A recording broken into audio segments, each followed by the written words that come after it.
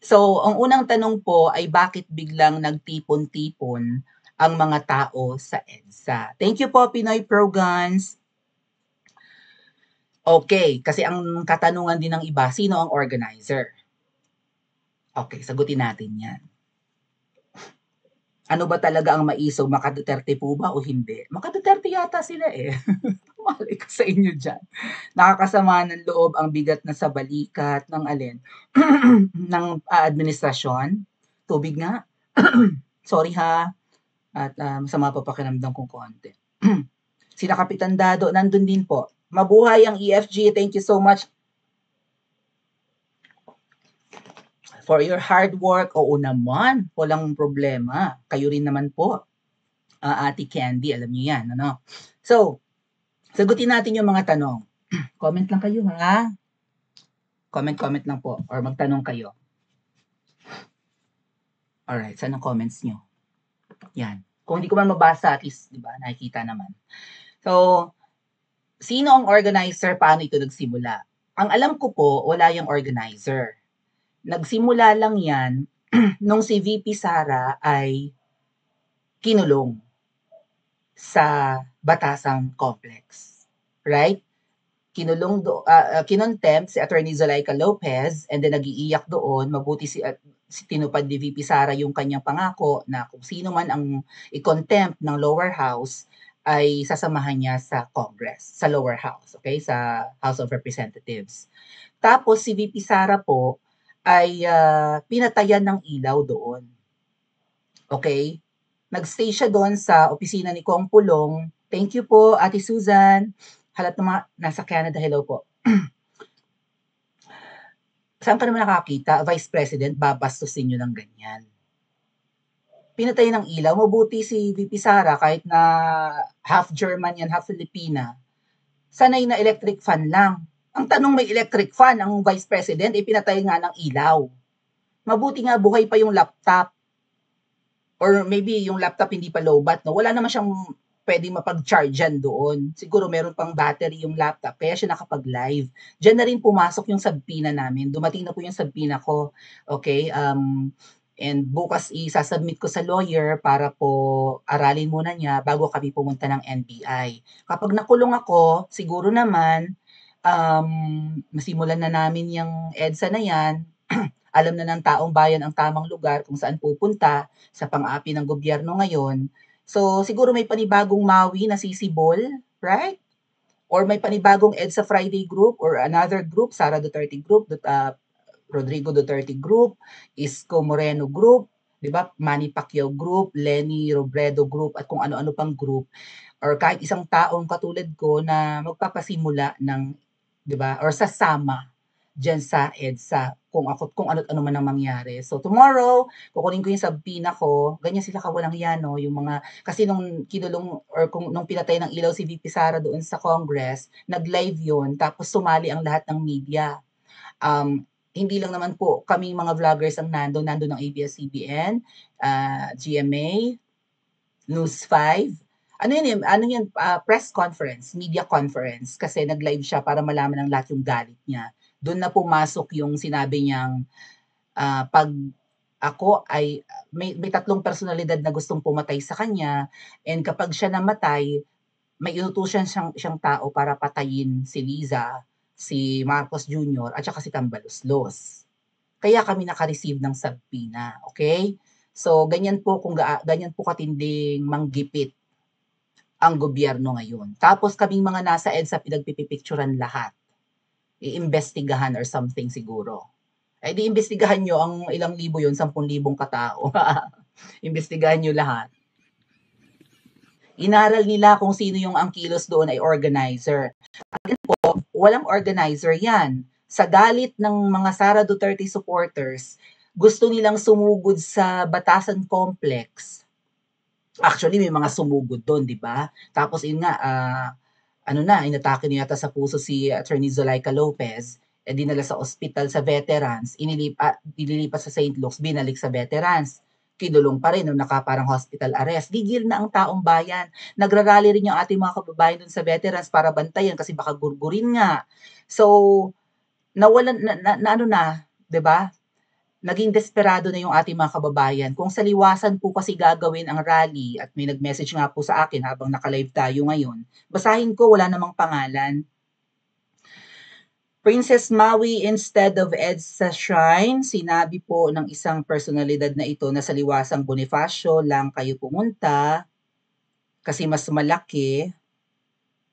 Alay, sayaw, panalangin ng bayan. If things go well, we'll hold it, God willing, on Mama Mary's Immaculate Conception Day, yada yada. Okay, ito pong mga Sara Duterte group, Rodrigo Duterte supporters group, at kung sino-sino pong mga group. Maraming grupo yan, kita nyo naman, di ba? Iba-iba yung mga damit nila eh. May naka-green, may naka-itim, may naka-white. Depende sa grupo. Bakit hindi? Ay, welcome ang lahat dyan ha sa EDSA. Kami nga tinanggap eh. So, kung kayo'y iskon at kayo'y galit na sa gobyerno ngayon, punta kayo. Ayan rin po panawagan nga pala sa mga Sara Duterte supporters.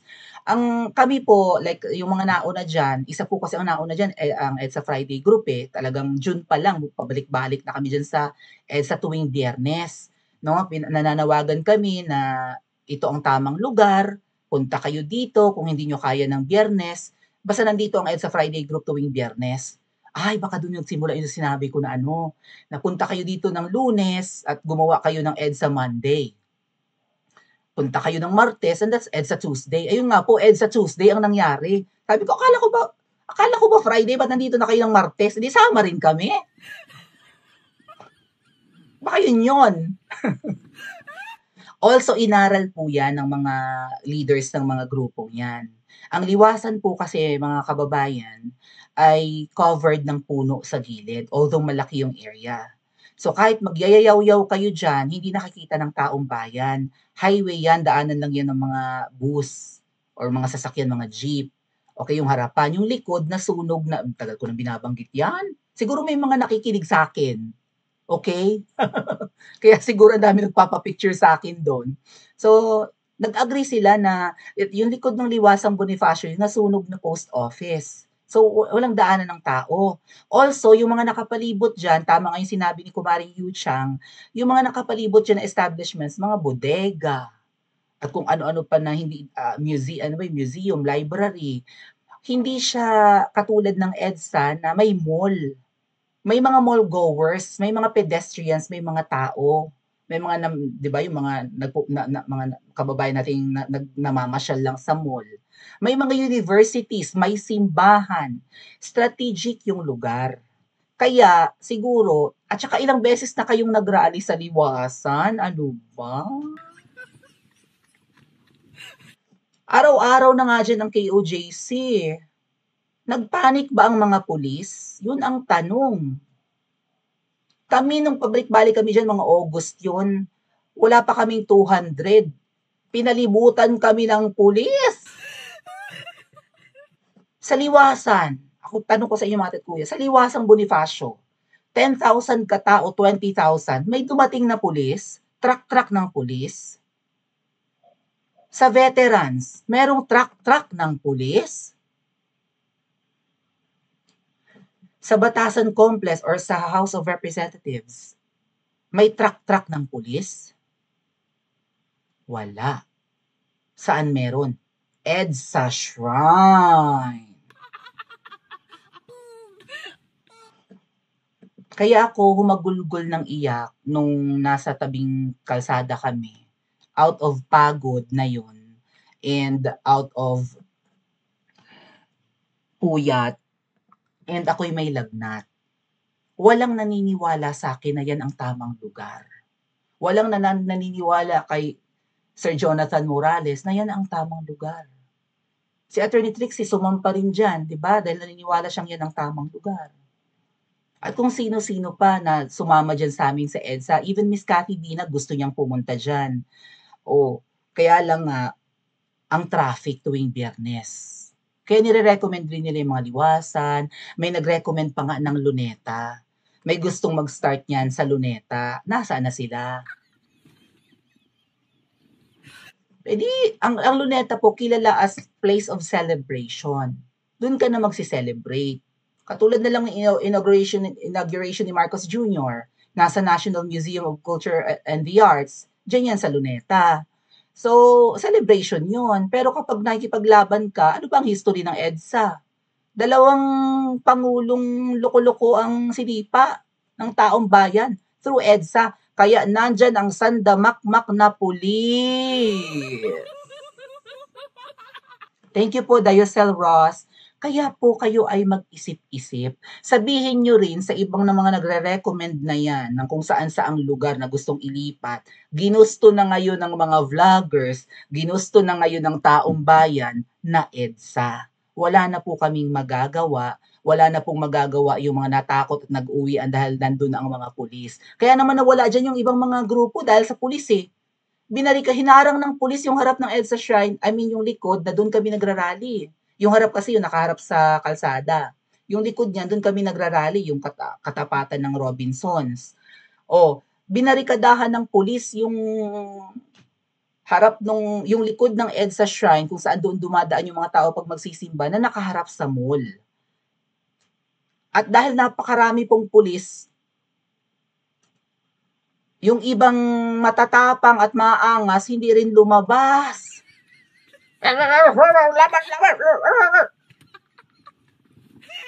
Lahat ng mga matatapang na nagsipagsalita doon na maaangas nung nagkaroon ng presence ng pulis, nagpulasan, hindi na lumabas. Sinong naiwan? Sino ang nakita nyo doon habang may pulis? I mean, saka na lang tayo bardagulan. meanwhile tayo po muna ay united, okay? So, yan po ang tanong. Ano ang tamang lugar? Saan takot ang bangag? Saan takot yung nambudol sa atin? Saan takot yung palaka niyang jowa? Sa EDSA. So bakit kayo lilipat? Lakad kayo kung gusto nyo sa liwasan. Lakad kayo kung gusto nyo sa Batasan Complex, narinig ko, ipapadlock nyo pa. Punta kayo. Sa Mendiola, punta kayo. Pero hindi na natin mapapaalis yung mga namamanata kasi simbahan yan ni EDSA Shrine. Nandun hanggang ngayon may nagla-live na vloggers, may mga vloggers na yun doon. Sinabihan na namin umuwi. Anyway, nagsipag-uwian naman na yung natakot sa pulis. Ayaw. Panata nila. Yung mga vloggers na realize nila na tama yung lugar na yan. Na ang sarap doon mag-cover. Ang sarap mag-vlog. Kung may namamanata sa liwasan ngayon, sa tingin nyo, ba't sila mamamanata doon? Nandun, may simbahan doon? Ayan, na-realize na ng taong bayan yan ang tamang lugar. Walang organizer yung EDSA, pangitang-pangita, walang malalaking LED, walang magarbong stage, di ba? O, ano pa? Walang malalaking mga, yung pinakita ko kanina, yung mga malalaking mga, uniformed na mga placards and whatnot, no? Mga banners. Di ba? Kanya-kanyang bitbit ko nung dala mo. May nakita nga ako doon, nakamotor, nagpa-imprenta lang siya ng ng kanyang panawagan na Protect VP Sara kung ano man yun, didikit lang niya sa motor niya. Nagpa-imprenta lang siya sa typewriting paper. Yun yung kanyang paraphernalia. Kanya-kanyang pa-print, kanya-kanyang, 'di ba? Paggawa ng tarpaulin din ang mga grupo para meron ding tarpaulin, gayahan ng mga 2 days, 3 days, may mga tarpaulin na rin ang lahat. May mga banners na rin. Kanya-kanya. So, although hindi yan organized, nag-succeed po tayo. Kasi, tinantanan na nila, tatingnan nyo. Tapos, ang hospital arrest ni Attorney Zulaika. Si VP Sara, tinantanan na. Kumambyo si Marcos. At least, siguro, baka nambubudo laang. Sara is unimportant. Huwag niyong i-impeach yan. Ayaw niya sa impeachment. Nagpupush pa rin yung impeachment. Kaya, warning sa mga makakaliwa at sabanayan na magpapa-impeach kay VP Sara, andyan, nakaabang yung iba sa EDSA, sige. Lulusob na naman dyan yung mga makasara. Lulusob na naman dyan ang mga maka-Duterte. And this time, baka hindi nyo mapigilan, baka bumuhos na yan. Kung ano man ang maging development ng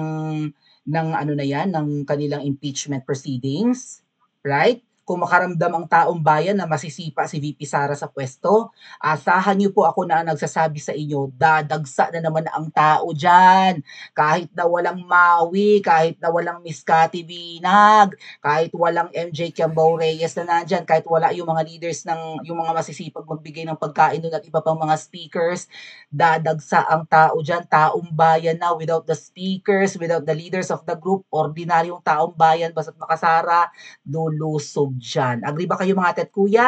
Pa-comment po sa comment section at mag-like and subscribe din po kayo.